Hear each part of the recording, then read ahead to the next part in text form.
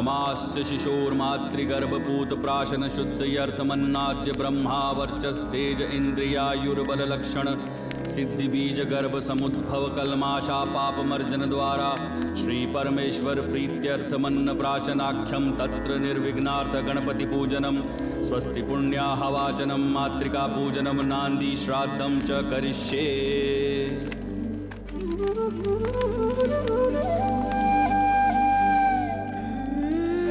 खीर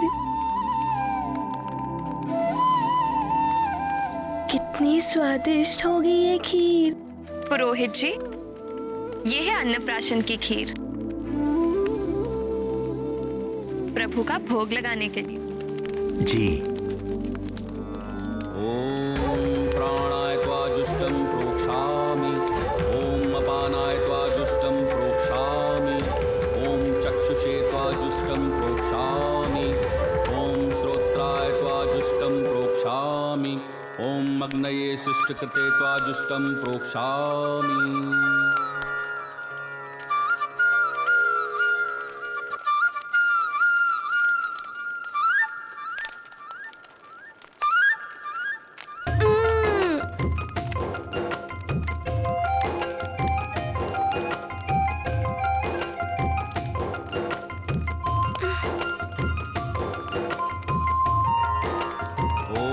प्रजापतये स्वाहा इदं प्रजापतये नमः।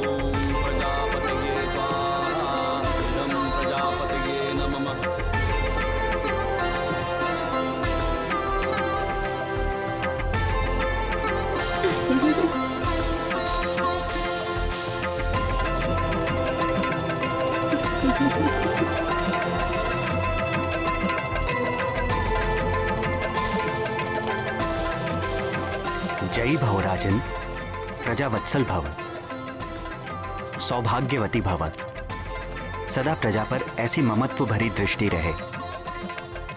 शक्तिमान भव युवराज, असुर संहारक भव।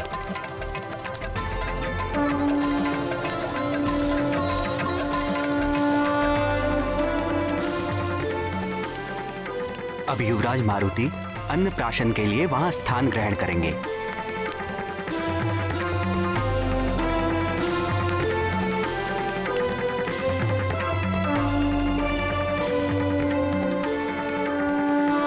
अब युवराज मारुति का अन्नप्राशन संस्कार आरंभ होगा। आज से युवराज मात्र दुग्ध ही नहीं, अन्न भी ग्रहण कर सकेंगे।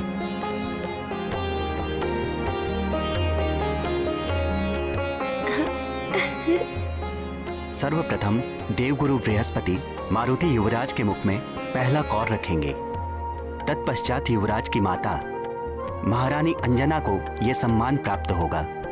उसके बाद आदरणीय मतंग ऋषि, युवराज के नाना महाराज कुंजर, नानी और सबसे अंत में युवराज के पिता महाराज केसरी युवराज को भोजन कराएंगे। आइए देवगुरु।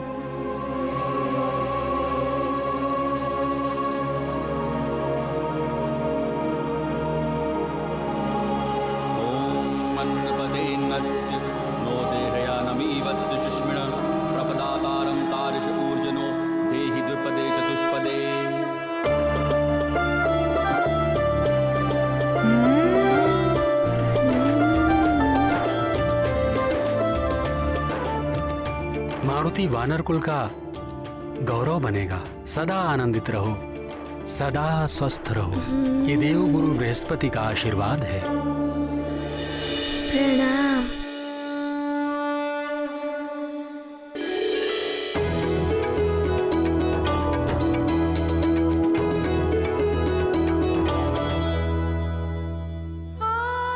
इतनी भी क्या शीघ्रता थी अन्नप्राशन की। कुछ दिन और मेरे आंचल का सुख ले लेते। अब तो तुम दूध मांगने भी मेरे पास नहीं आओगे। क्या हुआ माँ, खिलाइए ना। ॐ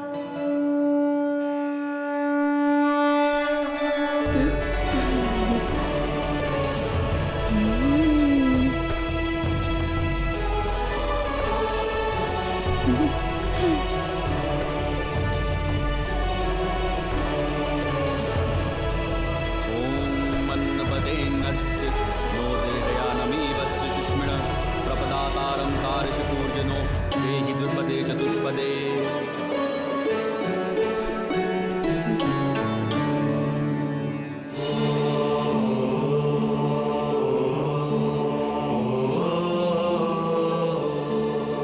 रुक जाइए पिताश्री।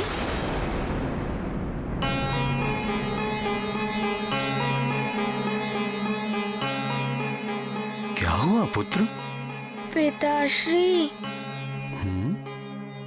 कोई मारुति को सेब तो खिला ही नहीं रहा है।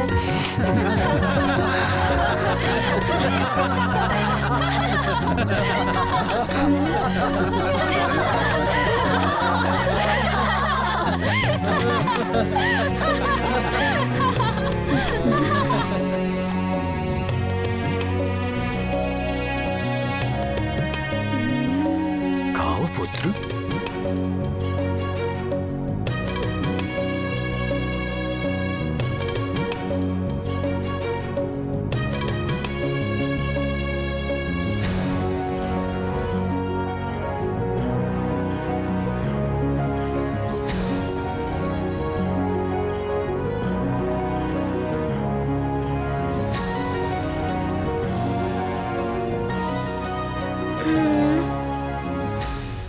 माँ, बस इतना ही? मारुति को और भोजन नहीं मिलेगा? पुत्र मारुति, अब तुम सब कुछ खा सकते हो।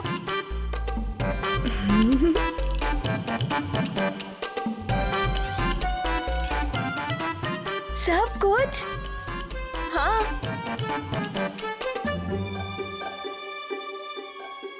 ये है मारुति की भोजन की थाली।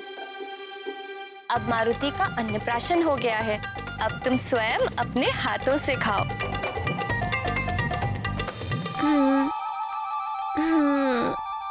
यही हमारे कुल की रीति है पुत्र।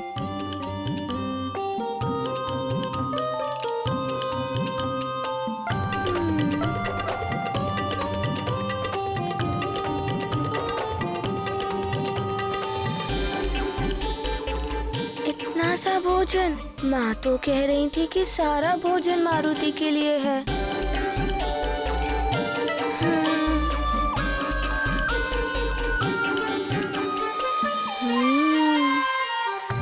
माँ, ये थाली आप सबके लिए है और ये सब मारुति के लिए है।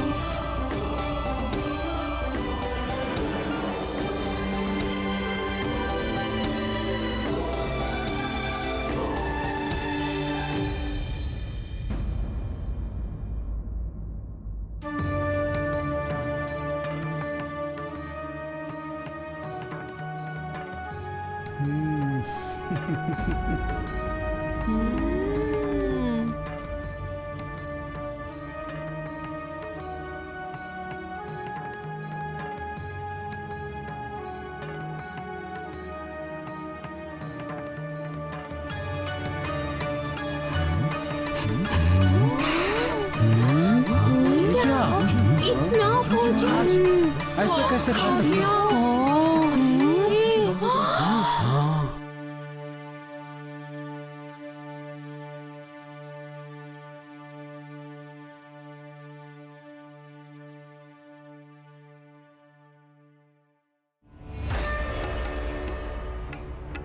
युवराज को क्या हो गया है?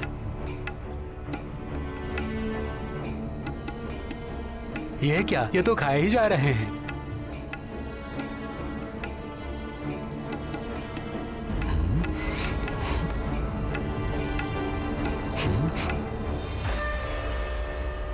इतना सारा भोजन मारुति अकेले ही? अब हम क्या खाएंगे? ये क्या हो रहा है? हाँ?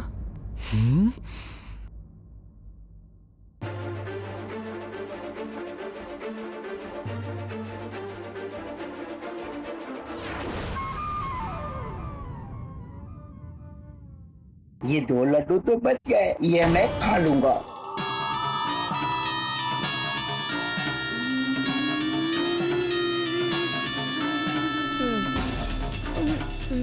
चलो, एक तो बच गया, इतने से ही संतोष कर लूं।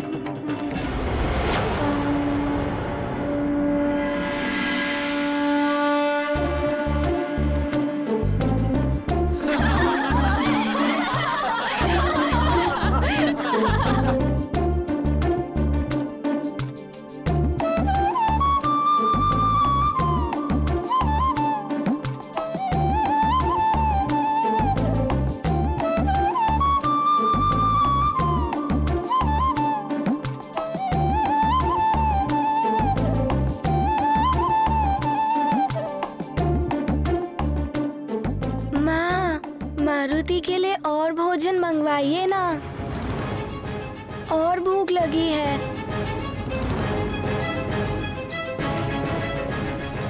सेविका, जाओ और भोजन लेकर आओ। जी महारानी। मारुति की भूख और उनकी भोजन लीला सबको अचंभित कर रही थी। लग रहा था जैसे मारुति अपने सुमेरु का ही नहीं, सारे संसार का भोजन आज समाप्त कर देंगे।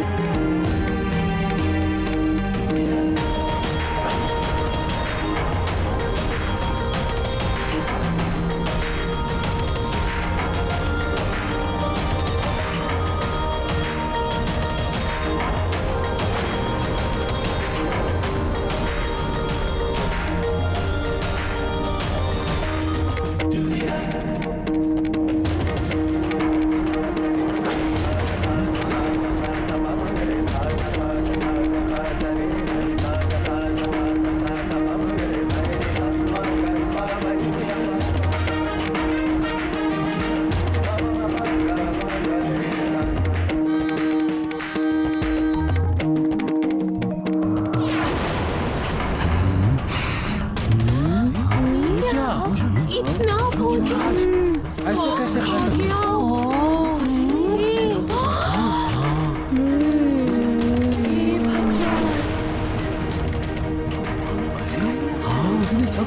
ऐसे कैसे पूरा भोजन अकेले? ऐसे कैसे कोई खा सकता है? बहुत छोटा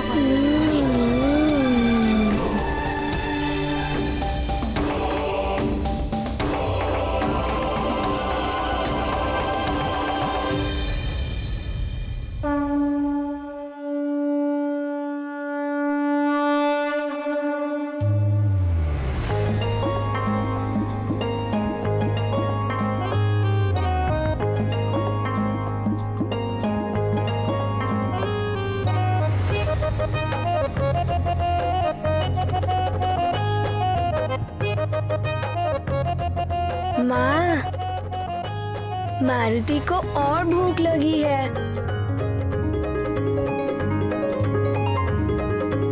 महारानी जी, सारा भंडार रिक्त हो चुका है, अब कुछ बचा ही नहीं।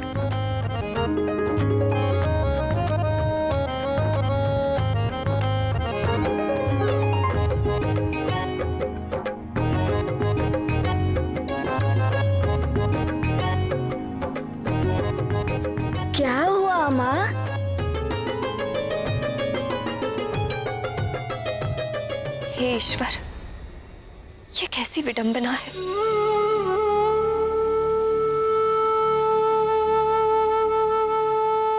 आज पहली बार मेरा पुत्र भोजन कर रहा है और आज ही ये भूखा रह जाए।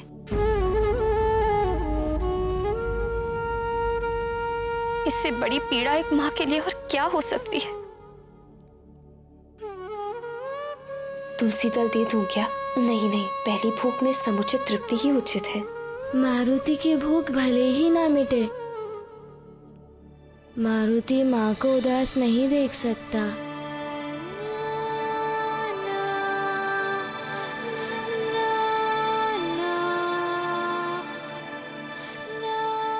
माँ, मारुति का पेट तो कब का भर चुका था।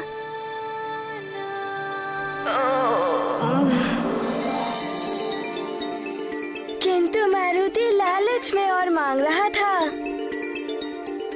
आज पकवान बहुत स्वादिष्ट बने थे ना, इसीलिए। तुम सच कह रहे हो पुत्र? हाँ माँ, मारुति सच कह रहा है। मारुति का पेट तो कब का भर चुका था।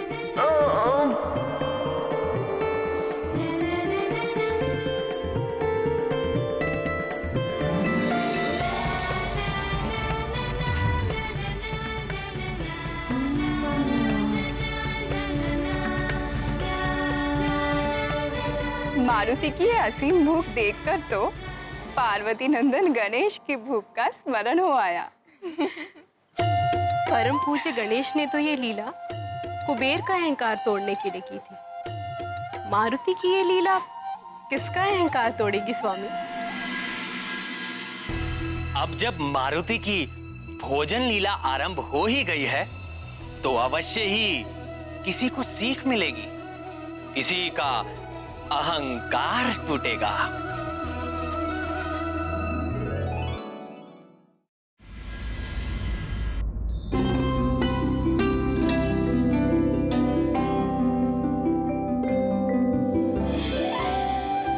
मारुति, मेरे लाल, सो जाओ, सुख की निद्रा में खो जाओ। आए हुए अतिथियों को विदा करके कल के यज्ञ की व्यवस्था भी करनी है। तुम्हारी भूख में तो सब रह ही गया। सो जाओ मेरे अच्छे पुत्र।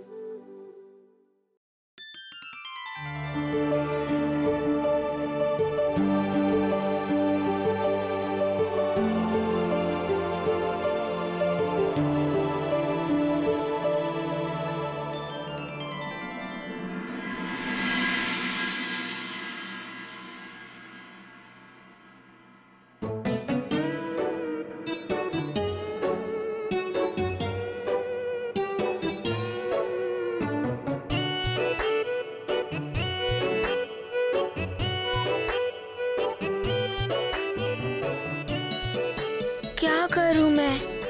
मारुति की क्षुधा तो शांत ही नहीं हो रही है। कुछ तो खाना होगा, पर क्या खाऊं?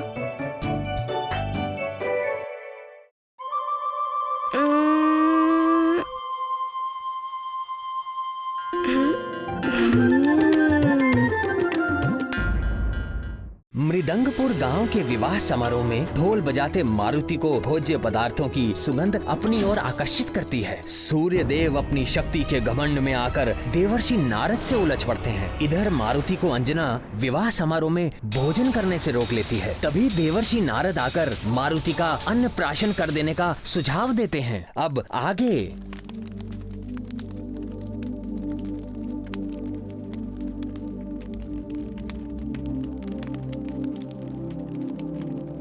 ममास्य शिशोर्मातृगर्भपूत प्राशन शुद्धयर्थमन्नाद्य ब्रह्मा वर्चस्तेज इंद्रियायुर्बल लक्षण सिद्धि बीज गर्भ समुद्भव कलमाशा पाप मर्जन द्वारा श्री परमेश्वर प्रीत्यर्थमन्न प्राशनाख्यम तत्र निर्विघ्नार्थ गणपति पूजनम स्वस्ति पुण्याह वाचनम मातृका पूजनम नांदी श्राद्धम च करिष्ये।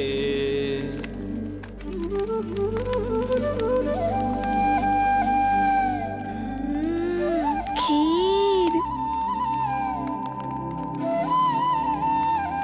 कितनी स्वादिष्ट होगी ये खीर। पुरोहित जी, ये है अन्नप्राशन की खीर, प्रभु का भोग लगाने के लिए।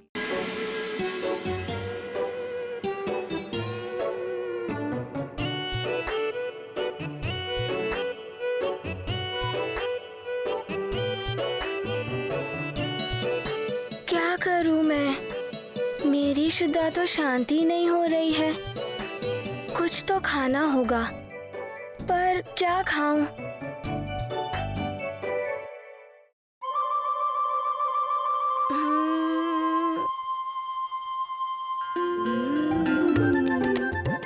रसोई में जाकर देखता हूँ, वहाँ अवश्य कुछ मिल जाएगा।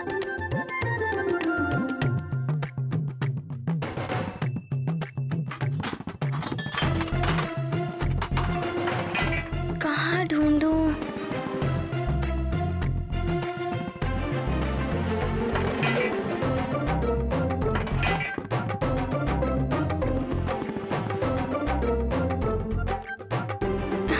यहाँ देखूं, यहाँ भी कुछ नहीं है,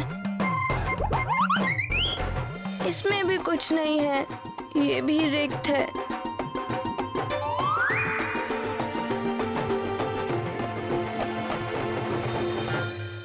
अरे ये सब तो रिक्त है, अब मारुति क्या खाएगा?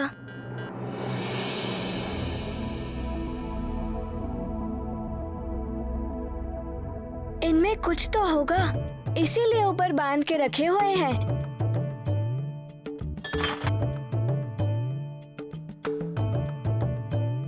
क्या करूं?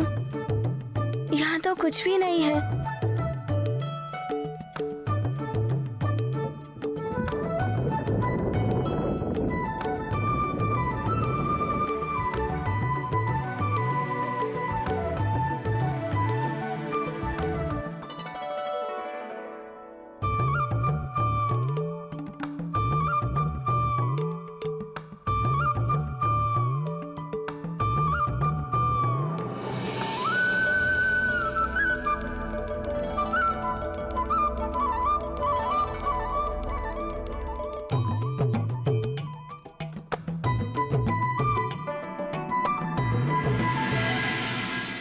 ये तो शकरा है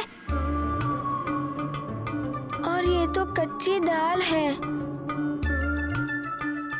और ये कच्चे चावल। अब मैं इन्हें कैसे पकाऊं?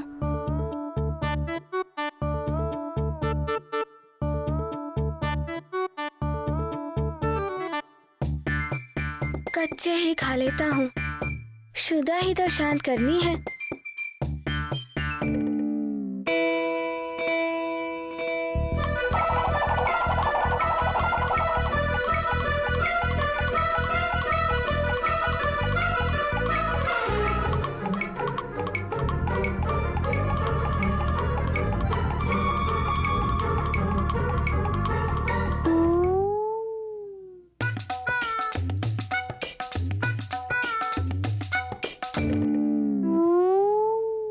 अरे ये तो समाप्त हो गए। अब मारुति क्या खाएगा?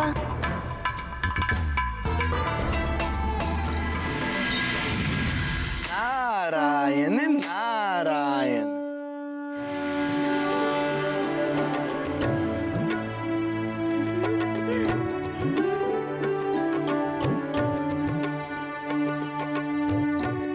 प्रणाम देवर्षि।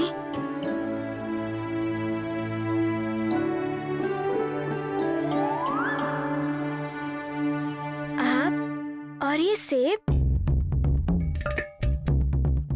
आप ये सेब मारुति के लिए लाए हैं? हाँ मारुति, ये सारे सेब मैं तुम्हारे लिए ही लाया हूँ।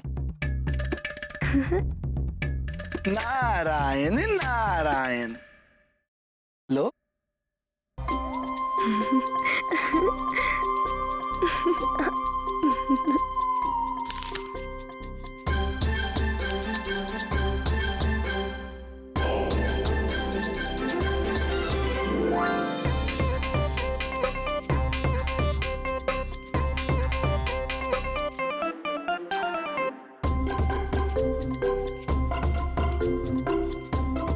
देवर्षि, ये सेब तो बड़े रसीले और स्वादिष्ट थे। मारुति को और चाहिए। किंतु मेरे पास जितने सेब थे मैंने आपको दे दिए। अब और फल नहीं है मेरे पास।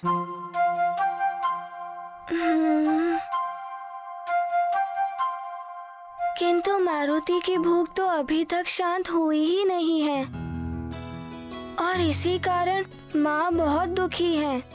माँ का दुख दूर करने के लिए मारुति को अपनी शुदा को शांत करना ही होगा। ये तो बड़ी ही विकट समस्या है। मेरे फल तो समाप्त हो चुके हैं, किंतु मैं तुम्हें एक ऐसा फल दिखा सकता हूँ जो विशाल तो है ही, तुम्हारी शुदा को भी शांत कर देगा।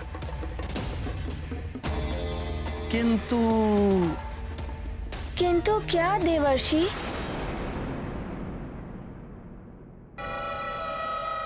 किंतु वो फल तुम्हें स्वयं तोड़ना पड़ेगा, उसे स्वयं प्रयास करके पाना पड़ेगा, प्रयास करना पड़ेगा। करोगे? अवश्य, शीघ्र दिखाइए देवर्षि। मारुति अवश्य प्रयास करेगा। आओ, मैं दिखाता हूँ।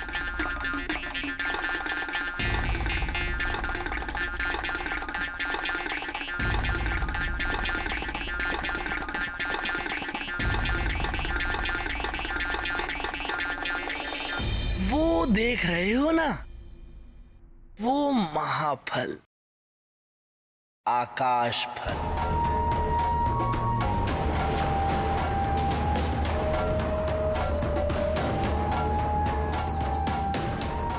अच्छा, ये है आकाश फल।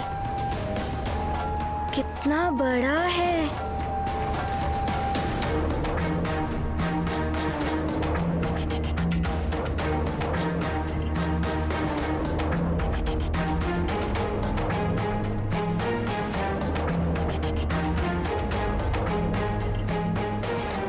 दिखाई दिया ना? वो है आकाश फल। इस महाफल को खाने से तुम्हारा उदर भर जाएगा और तुम्हारी शुदा भी शांत हो जाएगी।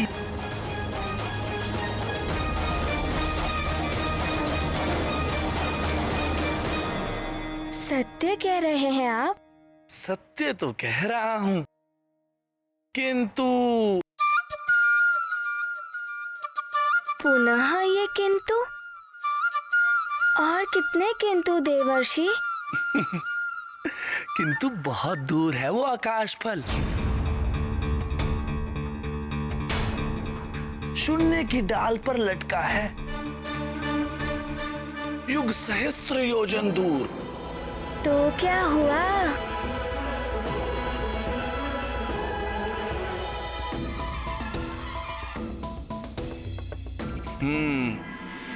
यदि अटूट इच्छा, लगन और अदम्य साहस के साथ किसी भी लक्ष्य को पाने के लिए बढ़ा जाए तो वो लक्ष्य अवश्य ही प्राप्त हो जाता है।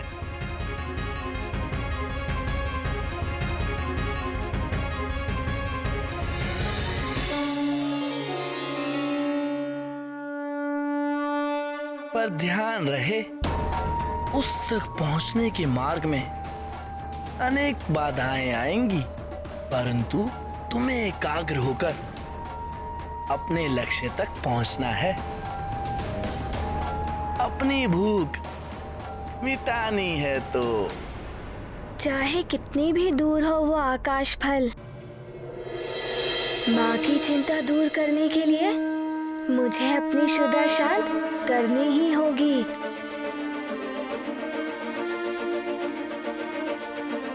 चाहे कितनी भी दूरी हो, मारुति अवश्य तय करेगा।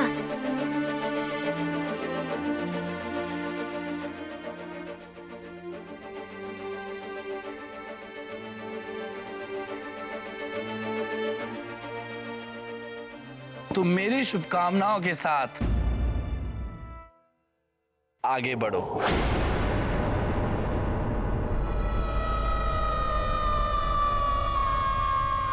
जाकर खा लो आकाश फल।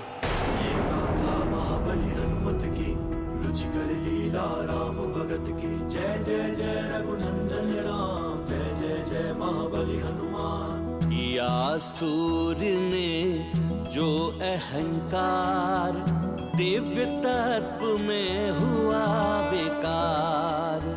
नारद जी हैं जन कल्याणी, गर्व भंग करने की ठानी। एक बाण से दो दो लक्ष्य, कहा मारुति अब दूं क्या भक्ष्य। गाथा महाबली हनुमत की रुचिकर लीला राम भगत की। जय जय जय रघुनंदन राम, जय जय जय महाबली हनुमान। जय जय जय रघुनंदन राम, जय जय जय महाबली।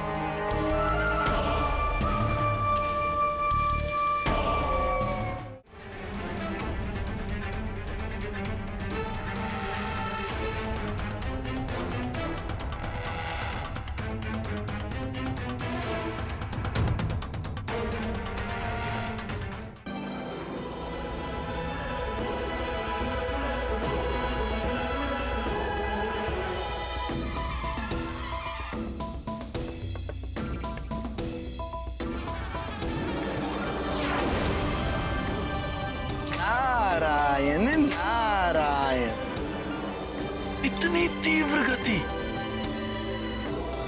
अतुलित बल के धाम है आप मारुति, धन्य है आप।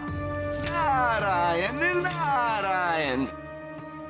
ओह, मारुति को अब तक खेलने के लिए आ जाना चाहिए था। हाँ, कल अन्नप्राशन में उसने कहा था सभी प्रातः यही मिलेंगे। कुछ भी कहो, किंतु है अद्भुत ही है हमारा मित्र मारुति।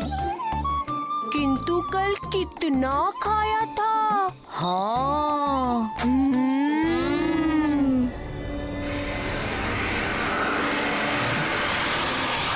मारुति, हाँ? मारुति, अरे मारुति, मारुति! अरे मारुति कहाँ जा रहा है? अरे मारुति कहाँ जा रहे हो मारुति? मैं आकाश फल खाने जा रहा हूँ। आकाश फल?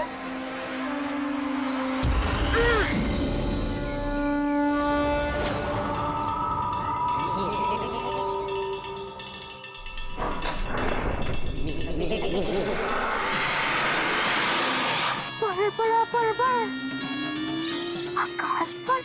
ये कौन सा फल है?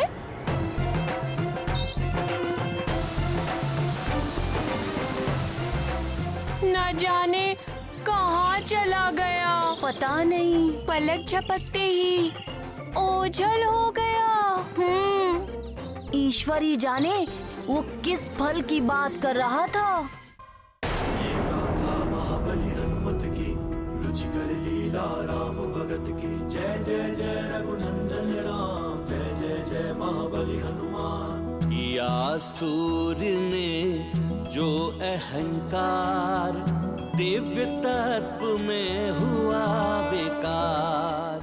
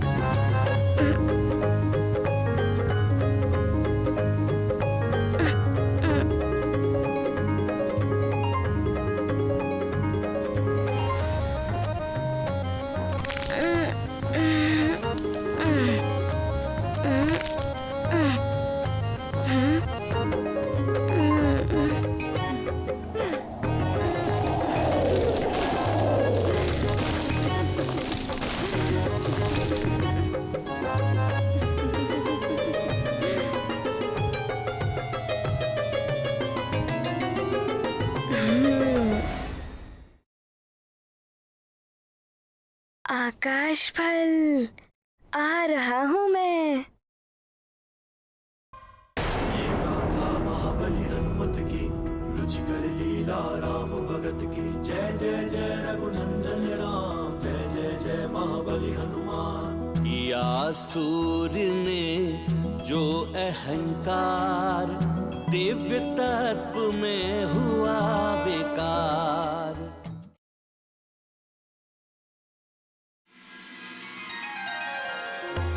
प्रणाम राजपुरोहित जी। कल्याण भव। राजन, वैसे तो सूर्य ग्रहण के समय में की जाने वाली पूजा, हवन और दान के विषय में आपको सब कुछ ज्ञात है और महारानी जी भी धर्म कर्म के कार्य से पूर्णतया परिचित हैं। फिर भी मैं अपना पुरोहित धर्म निभाते हुए ये आपको बताना चाहता हूँ कि आज सूर्य ग्रहण है, जिसका सूतक काल कुछ ही समय में आरंभ हो जाएगा। सूतक काल से ग्रहण के मोक्ष काल तक भोजन नहीं करना चाहिए, क्योंकि इस काल में खाद्य सामग्री दूषित हो जाती है। आप उचित कह रहे हैं। हमने पहले से ही सबको सूचित कर दिया है। ग्रहण के समय में की जाने वाली पूजा और हवन से सूर्य को राहु से मिलने वाली पीड़ा अल्प हो जाती है।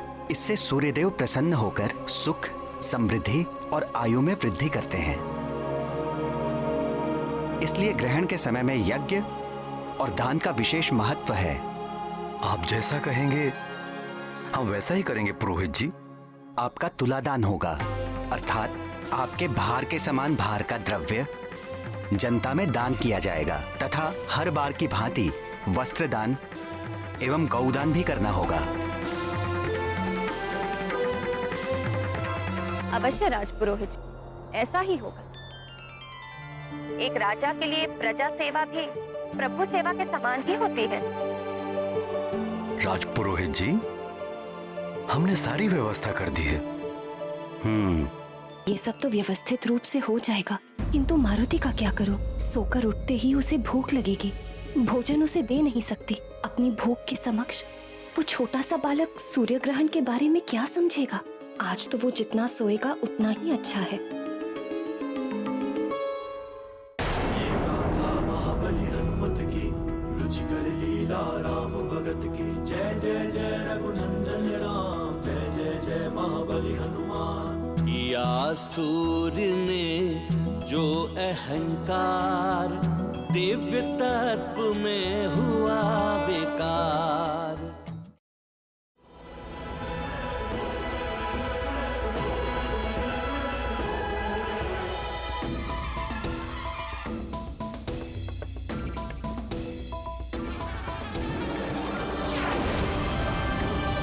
अद्भुत दृश्य है यहाँ का।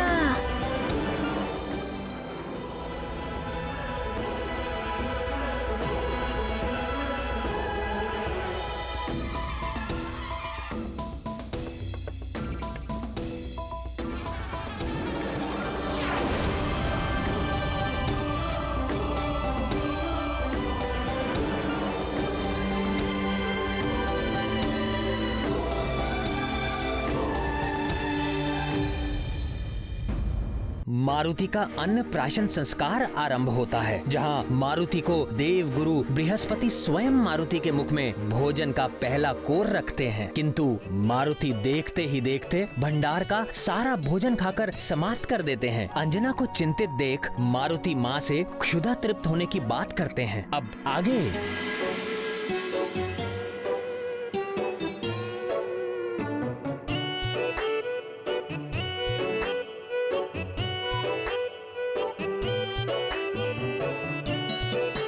क्या करूं मैं? मेरी शुदा तो शांति नहीं हो रही है। कुछ तो खाना होगा, पर क्या खाऊं?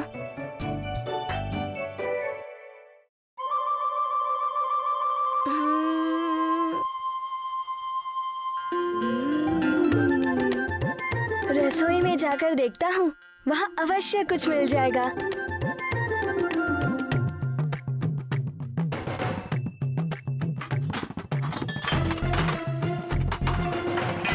कहाँ ढूंढूं?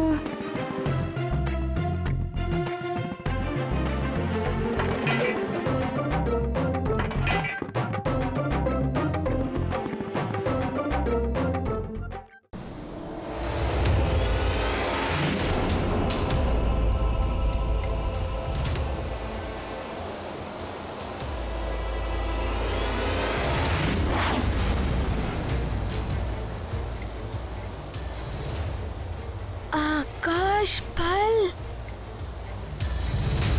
मारुति का आकाश फल।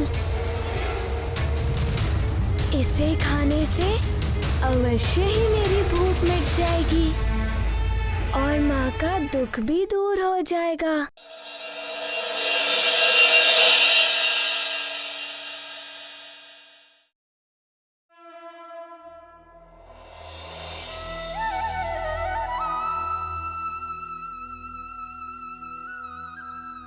अरे ये तो एक और गोलक आ रहा है। ये तो बड़ा भी है और चमकीला भी।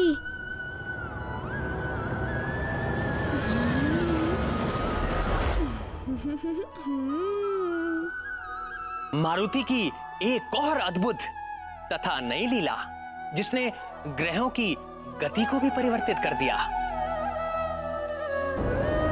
मारुति की तीव्र गति और एकाग्रता को देखकर यह स्पष्ट था कि इस बार वो अपने लक्ष्य को प्राप्त करके ही रुकेंगे।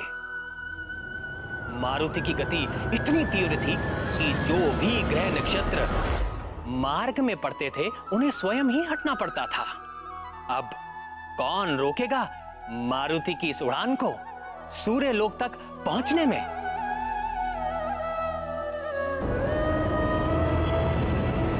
किसी भी कार्य में लक्ष्य के प्रति एकाग्रता सफलता का परिचायक होती है।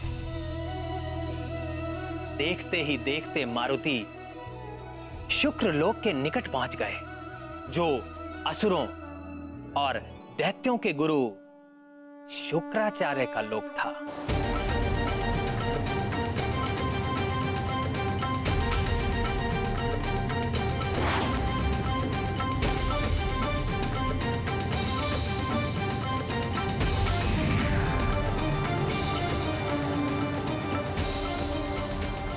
मुझ शुक्र की ओर कौन आ रहा है? अवश्य ही ये कोई शिव तत्व है। मैं इसके मार्ग से नहीं हटा तो ये मुझ दैत्य गुरु शुक्राचार्य से ही टकराएगा।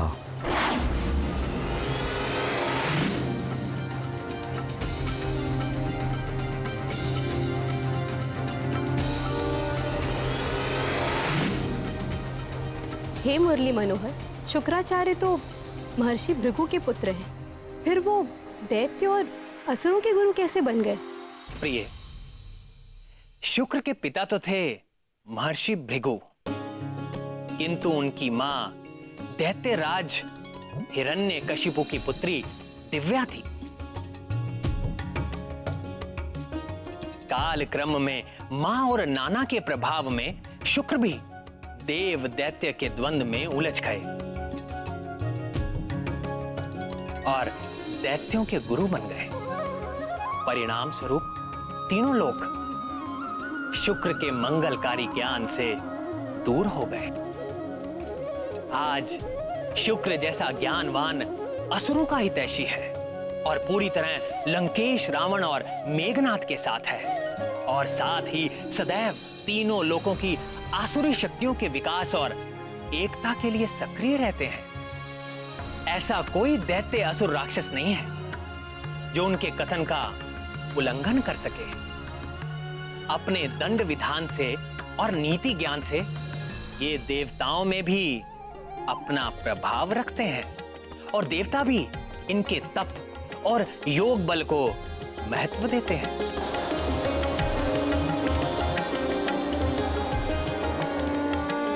प्राणवल्लभ, ये विधान है कि समस्त ग्रह अपने एक निर्धारित पथ पर ही विचरण करते हैं, किंतु मारुति के इस लीला भरे अभियान के कारण ग्रहों को अपने अपने मार्ग से विचलित होना पड़ रहा है। इसका प्रभाव तो सृष्टि पर भी पड़ेगा। अवश्य पड़ेगा प्रिय। ग्रहों की दशा और दिशा बदलने का प्रभाव मनुष्य से लेकर प्रकृति तक सब पर पड़ता है। बुध ग्रह के साथ तो और भी बड़ी समस्या थी। वो भूतल के अधिपति माने जाते हैं। जब वो अपने मार्ग से विचलित होते हैं तो पृथ्वी पर अनेक प्रकार की आपदाएं आती हैं, जैसे आंधी, अतिवृष्टि एवं अकाल। मारुति अपनी उड़ान में बुध ग्रह की ओर बढ़ रहे थे।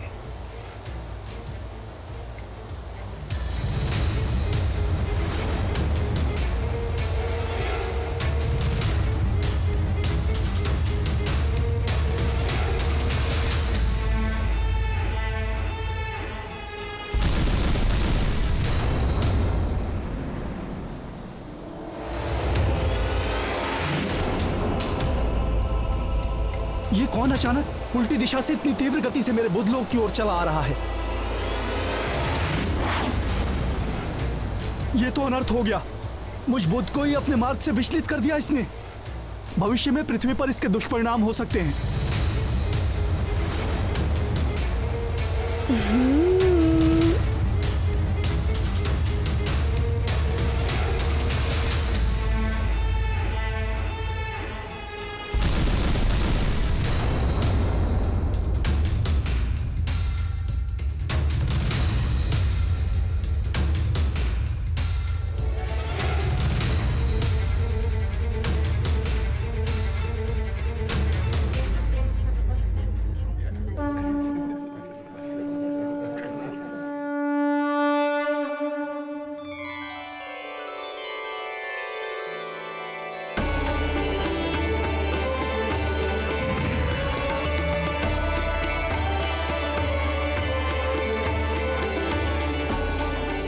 प्रणाम सूर्यदेव।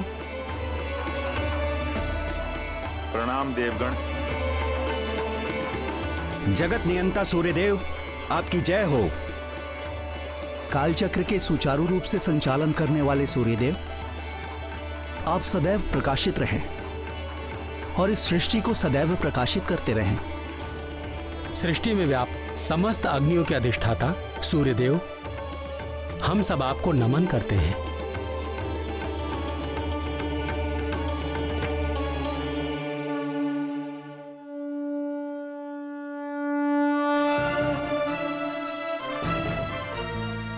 अग्निदेव, वरुण देव, काल देव और अन्य उपस्थित देवगण, आज पुनः वो समय आ गया है जब राहु मुझे ग्रसने वाला है।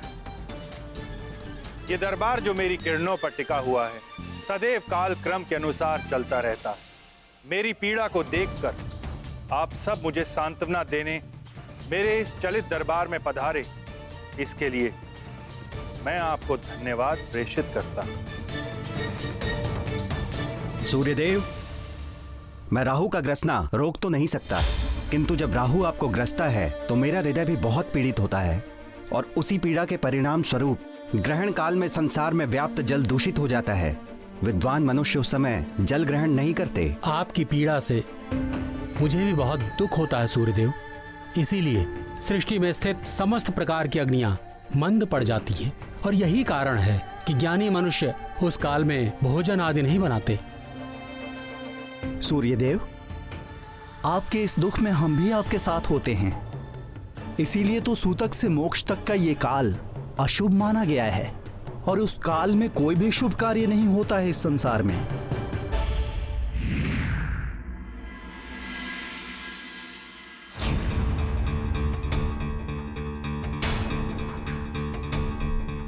क्या हुआ अरुण देव, आप भयभीत क्यों दिखाई दे रहे हैं? देव, न जाने कौन है जो हमारी ओर तीव्र गति से बढ़ता हुआ आ रहा है। हमारी ओर?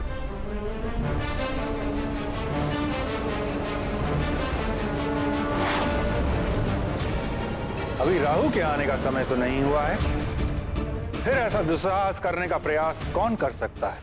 देव, ये राहु तो है ही नहीं, ये कोई और है।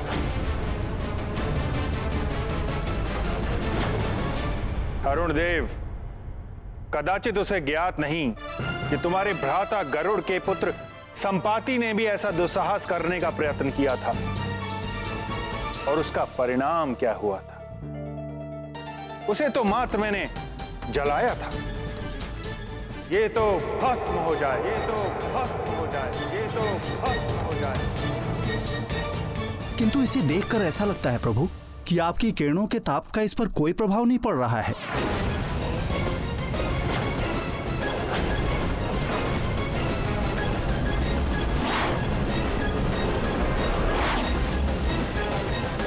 निकट तो आने दीजिए अरुण देव, फिर देखते हैं उस पर मेरे ताप का प्रभाव पड़ता है या नहीं। सूर्यदेव, आपकी अनुमति के बिना कोई सूर्यमंडल में कैसे प्रवेश कर सकता है? कदाचित उसे ज्ञात नहीं है कि इस सूर्यमंडल की रक्षा मैं कर रहा हूं। मैं वरुण देव, महाशक्तिशाली, जब मैं कुपित होता हूं तो संसार ही नहीं समस्त सृष्टि जलमग्न हो जाती है। प्रलय मचा देता हूं मैं, प्रलय। सूर्यदेव, सूर्यमंडल में प्रवेश करने से पूर्व उसे मुझ अग्निदेव का सामना करना होगा।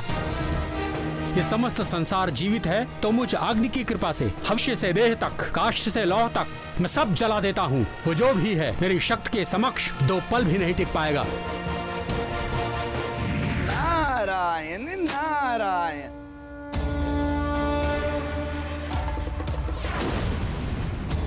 बड़े बड़े बोल निकल रहे हैं अब देवों के श्रीमुख से,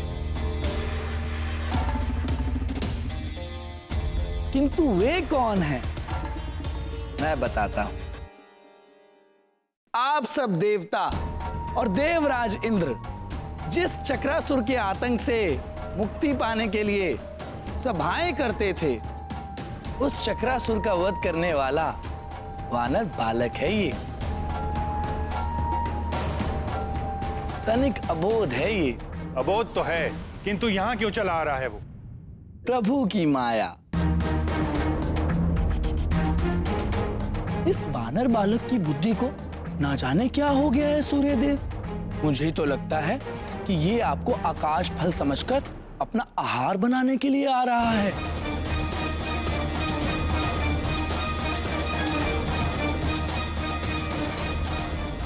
अब देखते हैं कि पहले राहु आपको ग्रसता है या ये बालक आपको अपना आहार बनाता है। परिहास कर रहे हैं आप देवर्षि। आपको अभी भी लगता है कि मेरे सुरक्षा कवच को कोई भेद कर मेरी अनुमति के बिना कोई मुझ तक पहुंच सकता है? मेरे सूर्य मंडल के रक्षक देवों, जाओ और उस बालक को रोको। इसलिए नहीं कि मैं उससे भयभीत हो गया, इसलिए कि वो एक अबोध बालक है। उसे तो ज्ञात ही नहीं कि मेरे निकट आने से वो जल जाएगा, यहां तक कि प्राण भी जा सकते हैं उसके।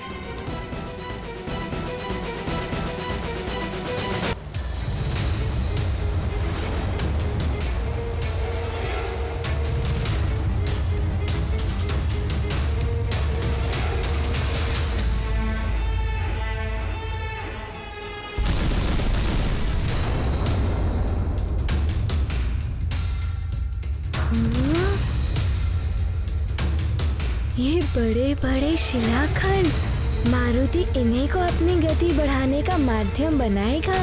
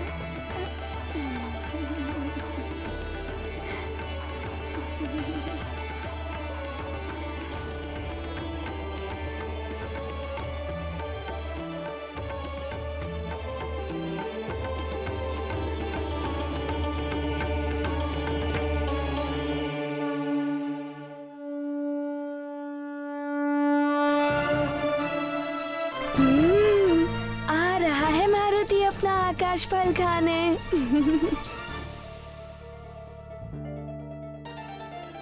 सूर्यदेव, वो वानर बालक अबोध हो या उद्दंड, किंतु एक बात निश्चित है, उस वानर बालक के पास मायावी शक्तियां हैं, जिस कारण उसने चक्रासुर को मार गिराकर यहां आने का दुस्साहस किया।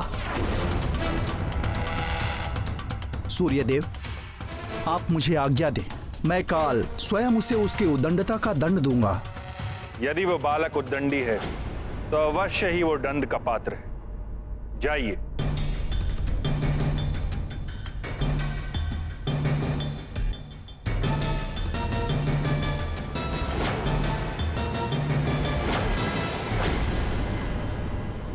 सूर्यदेव, आपका सुरक्षा कवच तो अभेद है, कौन भेद पाएगा इसे? नारायण नारायण।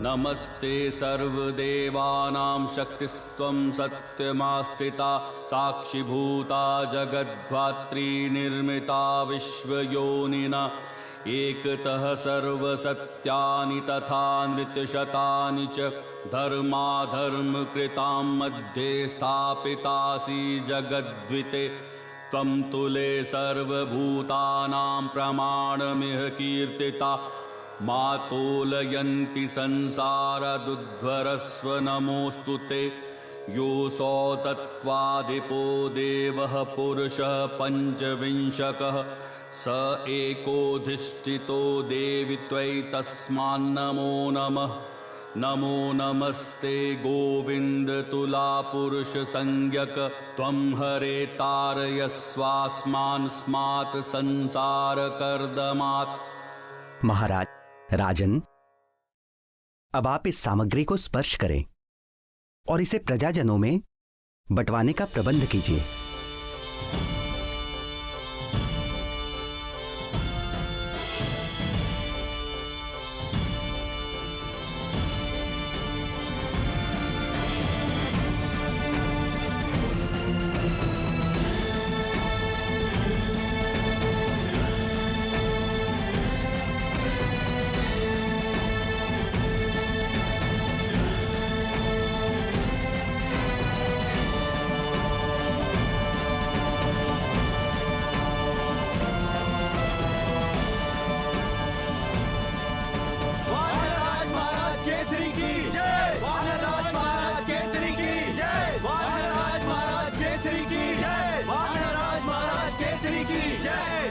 धन्यवाद महाराज। धन्यवाद महारानी जी।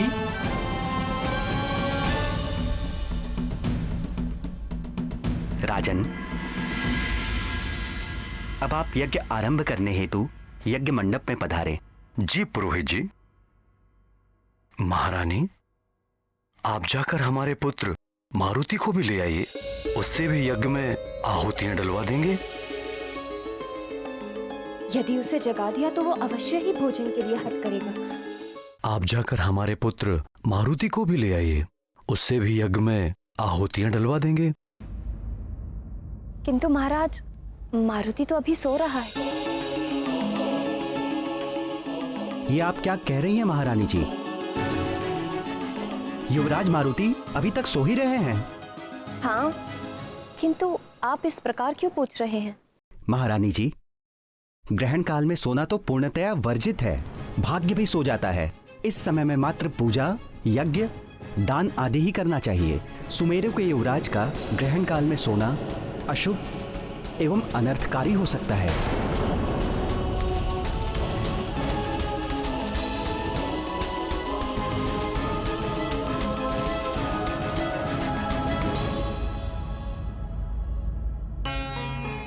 किंतु राजपुरोहित जी, आप तो बता रहे थे कि ग्रहण काल आरंभ होने में समय है अभी। हाँ, कुछ ही समय शेष है।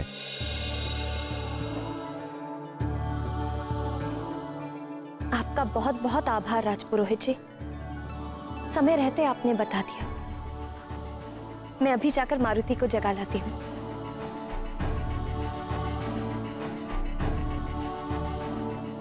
महाराज, पधारिए। जी।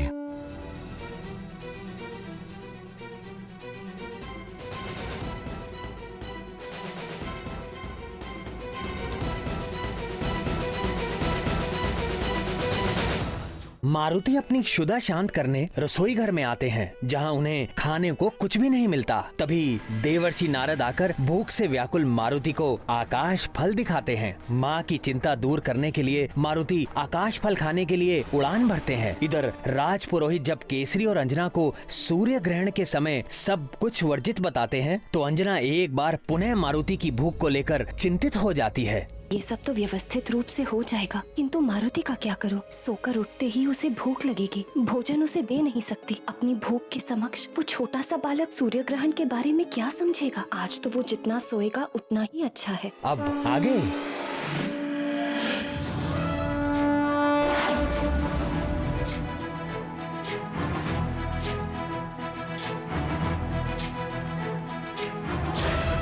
ज्ञान गुण सागर जय कपी सती लोक उजागर जय हनुमान आकाश फल, लोक उजागर मारुति का आकाश फल। पवन सुत नामक महावीर, इसे खाने से अवश्य ही मेरी भूख मिट जाएगी और माँ का दुख भी दूर हो जाएगा।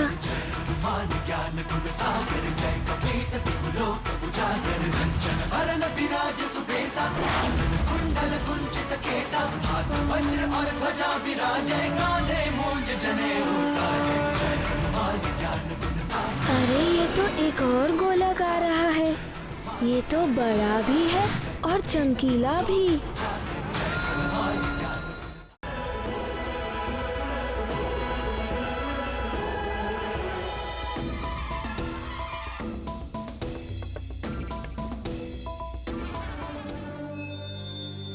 स्वामी, आपकी मौन मुखाकृति किस ओर इंगित कर रही है? महादेवी, मारुति के इस कठिन एवं दीर्घ यात्रा का उद्देश्य मारुति के भविष्य और जगत के कल्याण से जुड़ा है। किंतु सूर्य देव को मात्र एक फल समझकर खाने के लिए इतनी लंबी यात्रा? इससे तो मारुति के जीवन पर संकट आ सकता है देवेश्वर। आप कह रहे हैं कि इससे जगत का कल्याण जुड़ा है? महादेवी, प्रत्येक यात्रा, वह बड़ी हो या छोटी, अवश्य ही कोई ना कोई परिणाम देती है।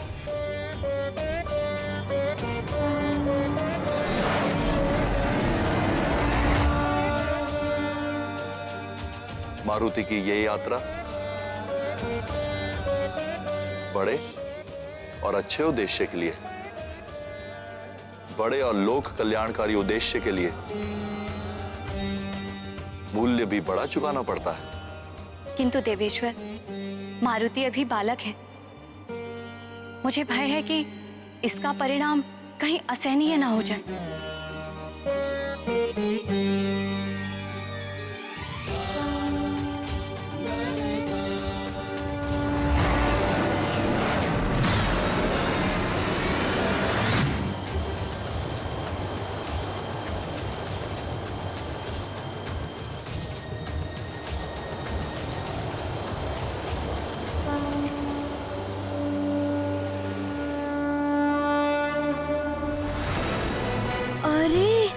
तो फिर से बड़ा और चमकीला गोला आ रहा है।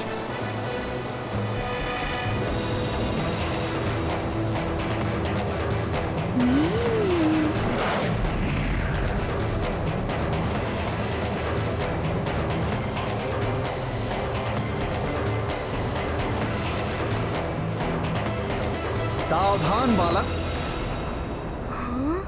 तुम्हारे समक्ष स्वयं कालदेव खड़े हैं। काल चक्र से तो पूरी सृष्टि परिचित है, कोई भी इस चक्र में नहीं पड़ना चाहता, किंतु तुम तो स्वयं मेरे इस चक्र के समीप आ रहे हो। ये तुम्हारा बालपन है।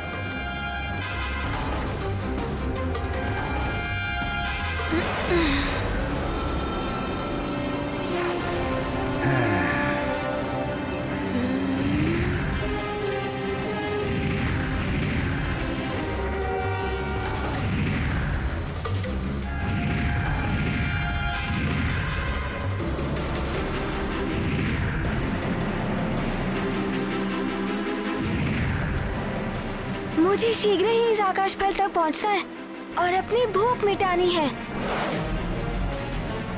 और माँ की चिंता दूर करनी है।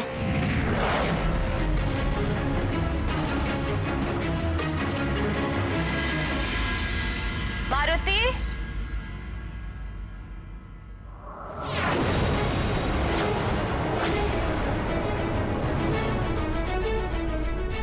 मारुति, कहाँ गया मारुति? हर दिन तो जागते ही मेरे पास आता है, आज पता ही नहीं चला कब जागा कहाँ गया। मारुति, मारुति,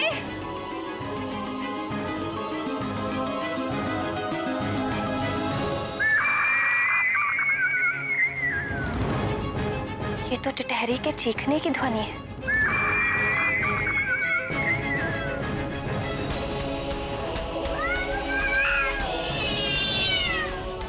बिल्ली के रोने की आवाज। पहले टिटहरी चिल्ला रही थी, अब ये बिल्ली के रोने का स्वर। आज ये अपशकुन क्यों हो रहे हैं? हे ईश्वर, रक्षा करना।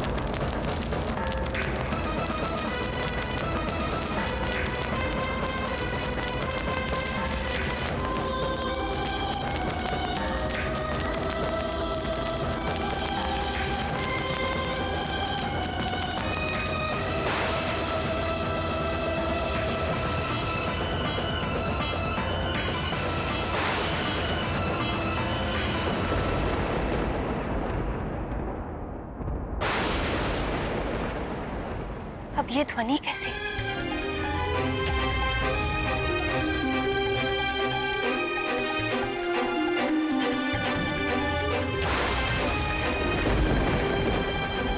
संपूर्ण आकाश में ये कैसे रखते माँ बाप? ऐसा विचित्र दृश्य तो मैं पहली बार देख रही हूँ। अवश्य अंतरिक्ष में कुछ हुआ है।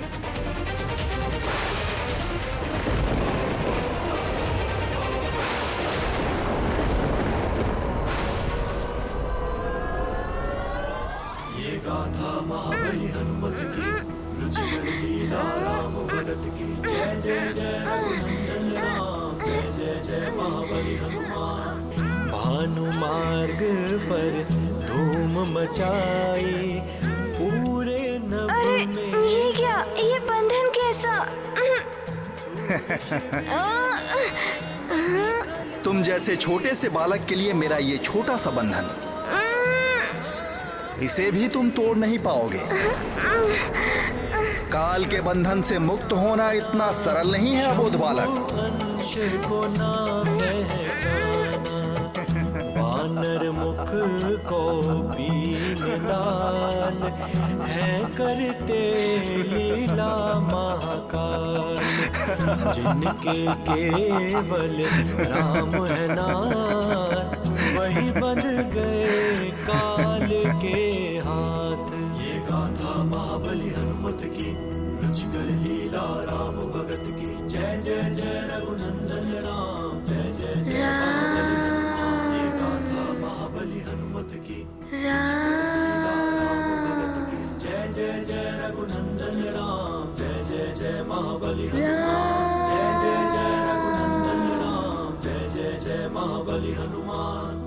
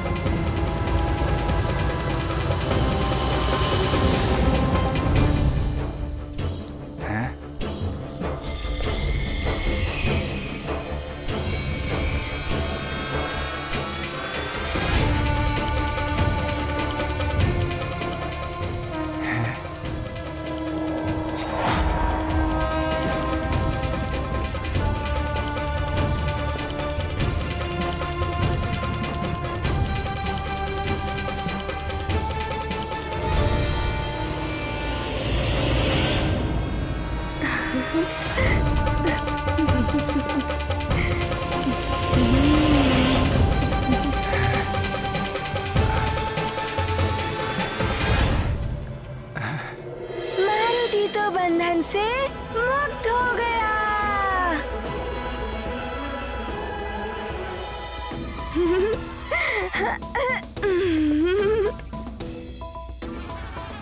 सावधान बालक,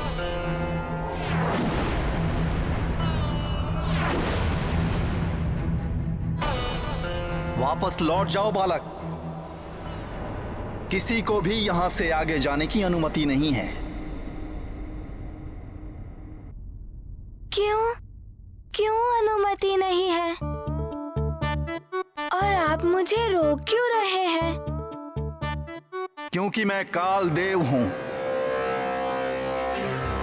ये क्षेत्र मेरे अधिकार में है और यहां से आगे जाना वर्जित है। किंतु मुझे भूख लगी है। मुझे उस आकाश फल को खाना है। तभी मेरी भूख मिटेगी और मेरी माँ का भी दुख दूर हो जाएगा।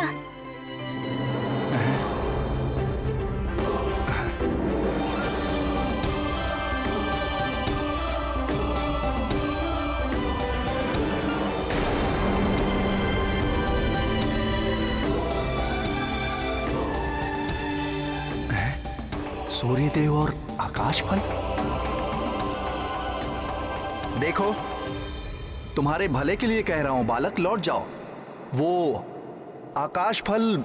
कालदेव, आप तो देवता है ना?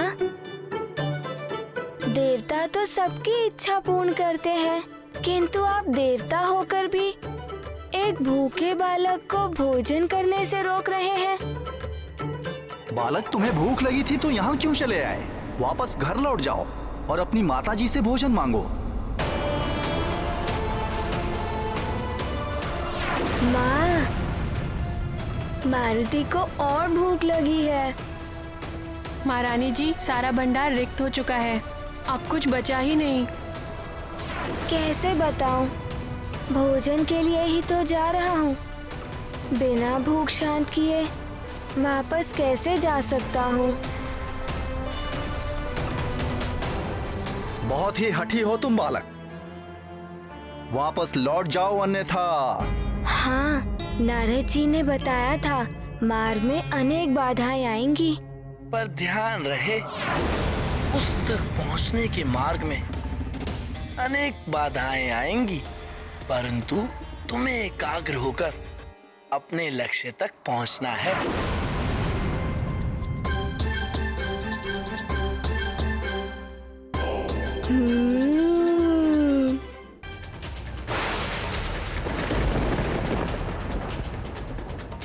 मार्ग में बाधाएं आएंगी, किंतु मैं भयभीत होकर मार्ग से वापस नहीं लौटूंगा। मुझे उस आकाश फल को खाना है और अपनी भूख मिटानी है। आप मेरे मार्ग से हट जाइए ना, जाइए ना। अबोध बालक, तुम बहुत ही सौभाग्यशाली हो कि तुम यहाँ तक पहुँच पाए, मेरे दर्शन हो पाए। मैं कालदेव हूँ और कालदेव के दर्शन जीवन के अंत में ही हो पाते हैं। पर मुझे तो हठी बालक, विधाता ब्रह्मदेव और अन्य देवता ये तो मात्र भाग्य दुर्भाग्य को निर्धारित करते हैं, किंतु मेरे हाथ में सभी के भाग्य दुर्भाग्य को लागू करने का अधिकार है। मेरे काल पथ पर प्रवेश कर तुम सब कुछ भूल जाओगे, भूख, माँ का दुख, सब कुछ। सोच में पड़ जाओगे, कैसे करना है, क्या करना है, कहाँ जाना है, कुछ भी समझ में नहीं आएगा, क्योंकि मैं अनंत हूं, जिसका ना कोई आदि है ना अंत। अनंत हूं मैं, अनंत। किंतु मेरी भूख भी तो अनंत है, मिटती ही नहीं। मुझे जाने दीजिए ना, अपनी भूख मिटानी है। जब मेरी भूख मिट जाएगी तब वापस माँ के पास लौट जाऊंगा। तुम्हारा यही बालहट तुम्हें तुम्हारी माँ के पास नहीं लौटने देगा। काल के गहन अंधकार में विलीन होकर रहोगे सदा के लिए।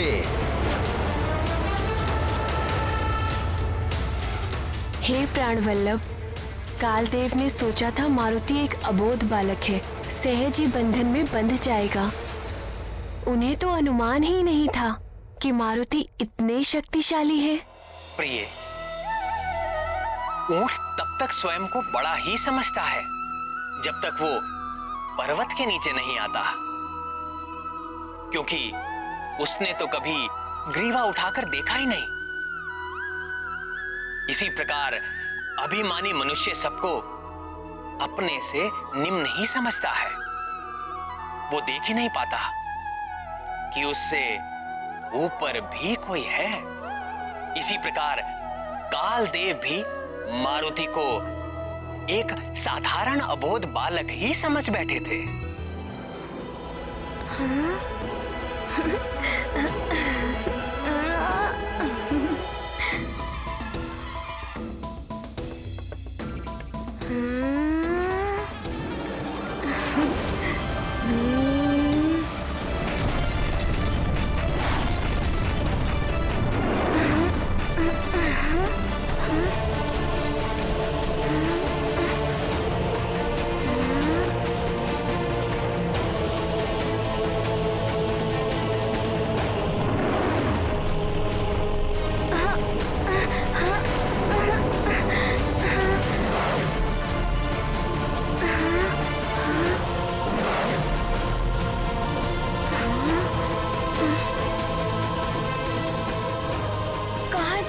कुछ समझ में ही नहीं आ रहा है।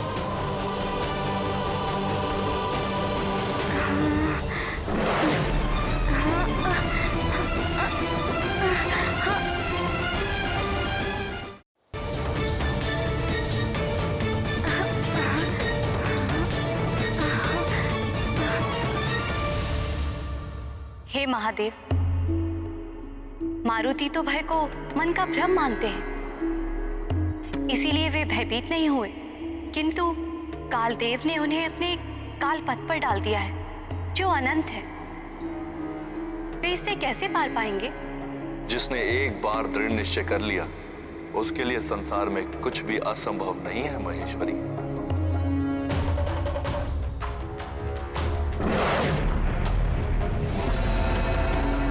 दीपक की एक छोटी सी ज्योति भी गहन अंधकार को मिटा देती है। जल निरंतर बहते हुए चट्टानों को काट देता है।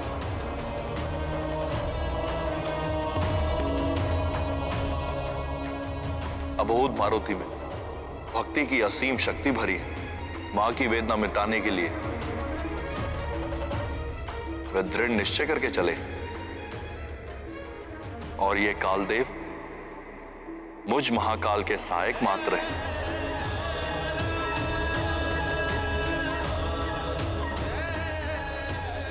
किंतु मारुति मेरे अंश है। यह है कालदेव और मारुति, दोनों के लिए परीक्षा की घड़ी है देवी।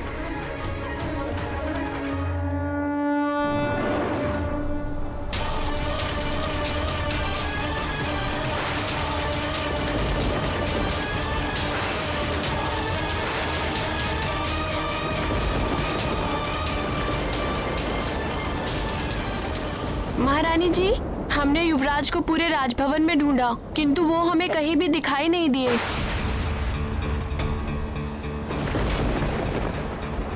राजभवन में नहीं है? राजभवन में नहीं है तो कहाँ गया होगा?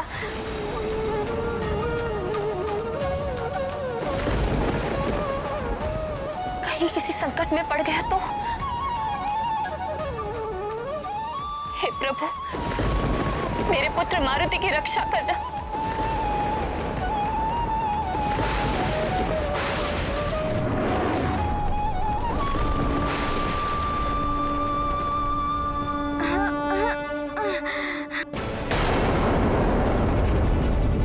सूर्येन्दुग्रहणं यावत् तावत् कुर्याजपादिकम्। सूर्येन्दुग्रहणं यावत् तावत् कुर्याजपादिकम्। महाराज, क्या हुआ महारानी? मारुति का कुछ पता नहीं चल रहा। पूरा राजभवन देख लिया, वो कहीं नहीं मिला। राजन, आप अपने स्थान से नहीं उठ सकते। किंतु पुरोहित जी, मेरा पुत्र कहीं। बीच यज्ञ से उठना अशुभ होता है राजन। ये आपके परिवार और सारे राज्य के लिए हानिकारक हो सकता है।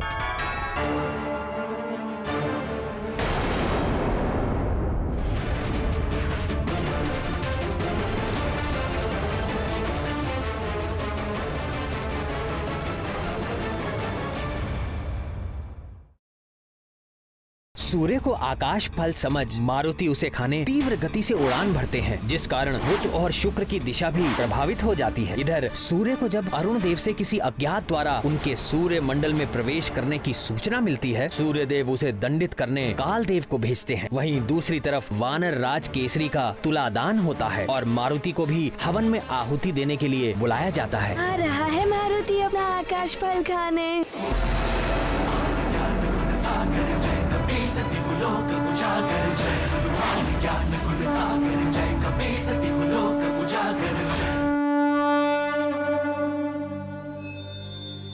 स्वामी, आपकी मौन मुखाकृति किस ओर इंगित कर रही है? महादेवी, मारुति के इस कठिन एवं दीर्घ यात्रा का उद्देश्य मारुति के भविष्य और जगत के कल्याण से जुड़ा है। किंतु सूर्य देव को मात्र एक फल समझकर खाने के लिए इतनी लंबी यात्रा, इससे तो